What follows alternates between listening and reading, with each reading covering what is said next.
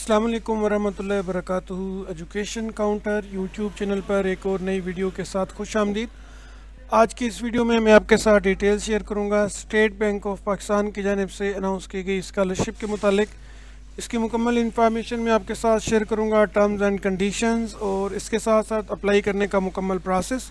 Scholarship कौन सी class के लिए कितनी मिलेगी, ये सारी चीज़ें मैं आपके साथ डिस्कस करूंगा। इंटरमीडिएट और उसके साथ जो बैचलर है, मास्टर है, ग्रेजुएट है, पोस्ट ग्रेजुएट है, इन सभी प्रोग्राम्स के लिए स्कॉलरशिप अनाउंस की गई है। इसकी सारी डिटेल आपके साथ शेयर करूंगा। सबसे पहले आपने स्टेट बैंक ऑफ पाकिस्तान की ऑफिशियल वेबसाइट को ओपन कर लेना है। लिंक वीडियो की डिस्क्रिप्शन में मैंने दे दिया है, वहाँ से आपको मिल जाएगा।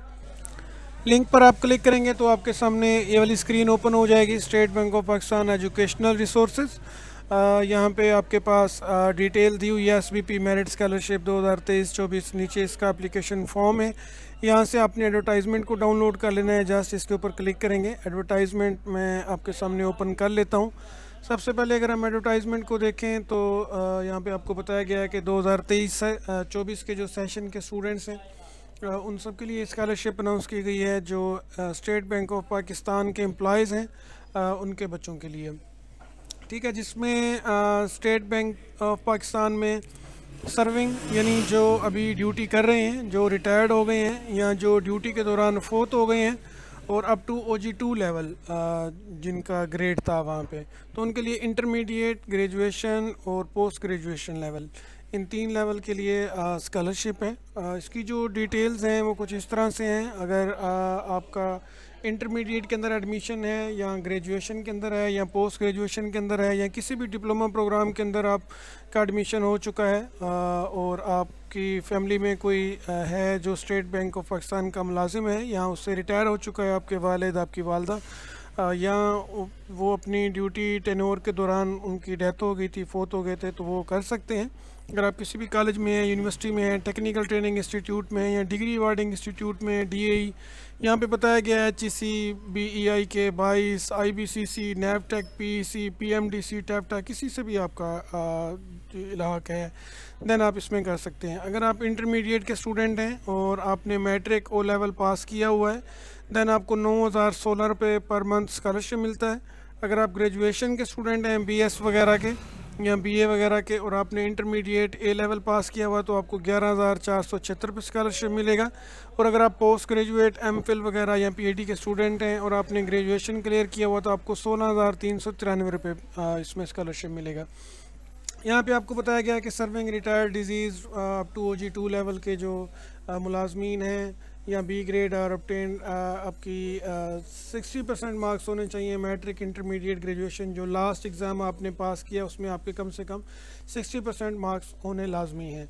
उसके बाद इसमें ऐसे तमाम स्टूडेंट्स जिन्होंने 2023 का जो कैलेंडर ईयर है, 2022 का और उसके बाद जो कैलेंडर ईयर है 2022, 23, 24, आपका किसी भी कैलेंडर ईयर के अंदर अगर आपने एडमिशन कंफर्म किया है तो आप ये स्कॉलरशिप ले सकते हैं। ज़रूरी नहीं है कि आपका अभी 2024 में ही एडमिशन कंफर्म हुआ हो, यानी आप इनरोल हुए हों। अगर आप 2022 के कैलेंडर ईयर में या 2023 के कैलेंडर ईयर में आपने एडमिशन लिया था, देन भी आप इसमें अप्लाई कर सकते हैं।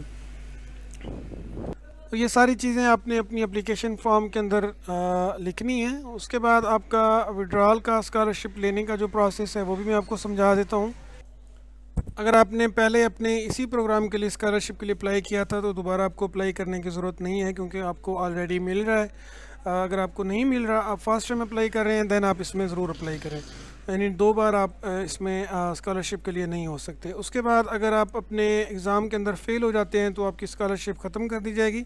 अगर कोई एमरजेंसी कंडीशन है, जैसे आप बीमार हो गए थे, उसकी वजह से आपने एग्ज़ाम नहीं दे सके, या आपकी फ़ैमिली में कोई डेथ वगैरह हो गई थी और आप एग्ज़ाम नहीं दे सके, आप फ़ेल हो गए हैं, तो इस कंडीशन में जो आपकी स्कॉलरशिप है वो एक्सटेंड कर दी जाएगी। वो यानी नेक्स्ट आपके जो एग्ज़ाम होंगे उस तक आपको दे दी जाएगी, आपको बढ़ा दी जाएगी, ख़त्म नहीं की जाएगी।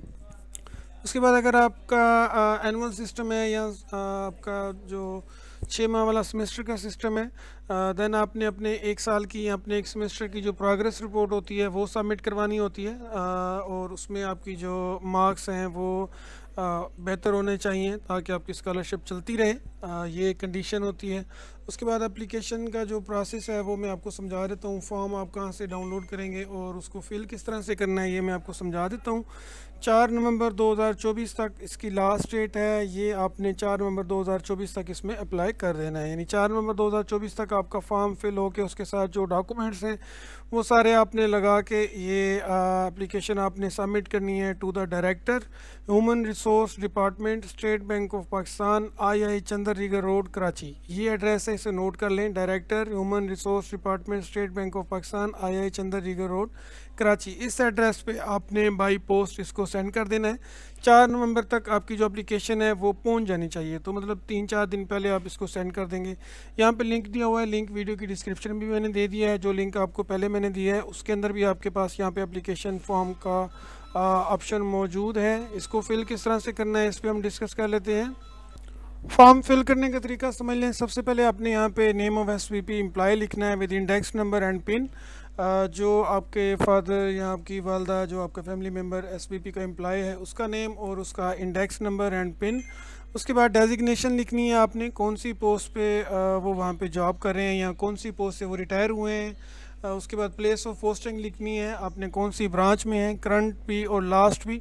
लास्ट जहाँ पे उनकी थी और करंटली कहाँ पे वो सर्व कर रहे हैं। और उसके बाद आपने अपना नेम लिखना है, नेम ऑफ स्टूडेंट, रिलेशनशिप लिखना है आपने सन डॉटर। उसके बाद last examination pass, matric, intermediate, graduation, यहाँ से आपने लिखना है कौन सा आपका लास्ट पास है। उसके बाद ईयर ऑफ पासिंग लिखना है, उस एग्ज़ाम के अंदर आपके टोटल मार्क्स कितने थे, आपने हासिल कितने किए, आपकी परसेंटेज कितनी बनती है, ग्रेड कौन सा है।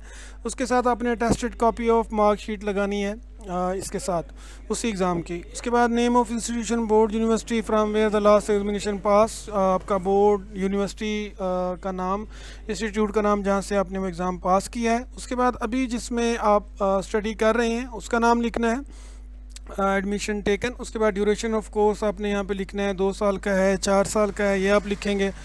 और date of commencement of session classes ये आपने यहाँ पे लिखनी है डॉक्यूमेंट्री एविडेंस के साथ। ये आपको आपके एडमिन ऑफिस से मिल जाएगा कि आपका कोर्स कब कंप्लीट होना है। In case of retired disease employees, अगर जो आपके एम्प्लॉई हैं, आपके फैमिली मेम्बर, वो फोत हो गए या रिटायर्ड हो गए हैं, देन आपने यहाँ पे लिखना है। और लास्ट प्लेस ऑफ पोस्टिंग आपने यहाँ पे लिखनी है। उसके बाद आई अंडरटेकिंग है, इसको आपने कर लेना है। फर्दर डिक्लेयर्ड है कि आपने कहीं से भी वो स्कॉलरशिप नहीं ले रहे हैं। और इसके बाद आपने यहाँ पे अपने सिग्नेचर वगैरह और ये सारी चीज़ें जो यहाँ पे दी हुई हैं इनको आप पुट करेंगे तो ये आपका फॉर्म फिल हो जाएगा। इस फॉर्म को आपने, जैसे कि मैंने आपको एड्रेस बताया, उस एड्रेस के ऊपर आपने सेंड कर देना है। लिंक्स आपको डिस्क्रिप्शन से मिल जाएंगे। तो ये इसका कंप्लीट प्रोसेस है, इस तरह से आपने इसमें अप्लाई कर लेना है। मज़ीद अगर कोई ऐसी चीज़ है जो आपको समझ नहीं आ रही तो आपने सिंपली इसी वीडियो के कमेंट सेक्शन में पूछ लेना है, मैं आपको वहाँ पे गाइड कर दूँगा। इसके साथ ही अगर अभी तक आपने चैनल को सब्सक्राइब नहीं किया हुआ तो सब्सक्राइब कर लें, बेल नोटिफिकेशन को ऑन रखें ताकि मज़ीद कारआमद वीडियोस एजुकेशन के मुतालिक, एडमिशन्स के मुतालिक, जॉब्स के मुतालिक यहाँ पे अपडेट की जाती हैं, स्कॉलरशिप्स के मुतालिक भी अपडेट की जाती हैं, तो आप तक पहुँचती रहेंगी और आप उनसे इस्तेफ़ादा हासिल कर सकेंगे। वीडियो अच्छी लगी तो लाइक कर दें, शेयर भी कर दें। अपना बहुत ख्याल रखें। अल्लाह हाफिज़।